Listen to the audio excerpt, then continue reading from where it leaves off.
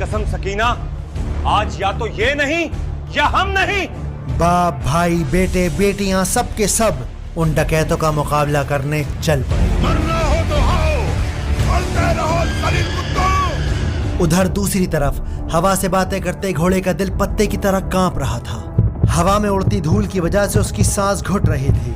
एक लम्हे को उसका दिल चाहा कि वो वापस लौट जाए उस मैदान की तरफ जहां वो हवा से बातें करता था, जिंदगी के मजे लेता था।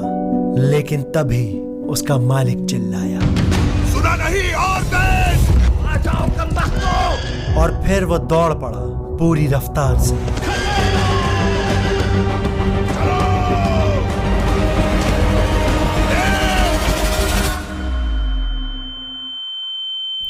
हम ना अक्सर जिंदगी में इतने मसरूफ हो जाते हैं कि कभी सोचते ही नहीं।